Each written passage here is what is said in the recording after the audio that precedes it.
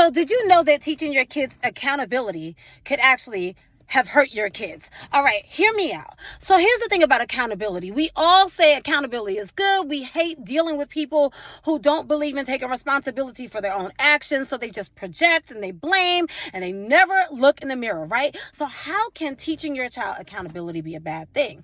Well, if you teach your child the way I was taught, the way I was raised, respect everybody, always respect your elders. This is all good, right? Okay.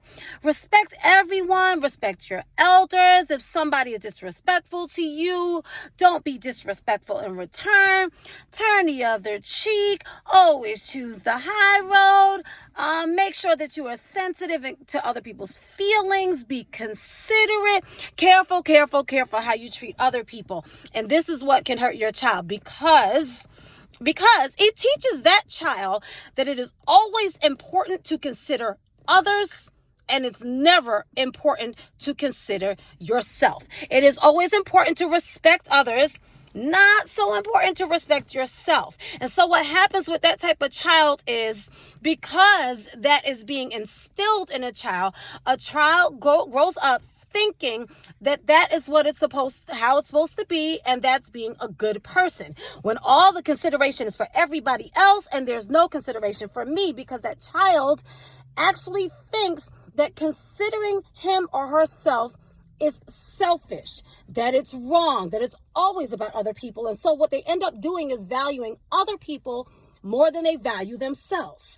I have 4 children. My oldest is almost 30 years old. I have twins that are almost 25 years old, and I have a son who's 16. The difference between my parenting techniques back then versus now are so different in so many ways because I've learned so much. So with my youngest, who is now 16, I am teaching him, pay attention to how people treat you. And I wish to God that I was not raised on just be good to others, be wonderful and be good to others, and doesn't matter how they're treating you. I make sure that I'm teaching my last child, please pay attention to how people treat you. Pay attention to the things that they show you even when they are not speaking, or even in the cases where people say lovely and beautiful things to you. Always pay attention to their true character, how they're behaving. Observe their behavior, because then you'll be able to see when they're lying to you, when they're using you, when they are manipulating you. See, a lot of us ended up in abusive relationships and toxic and dysfunctional relationships because we attracted a selfish person.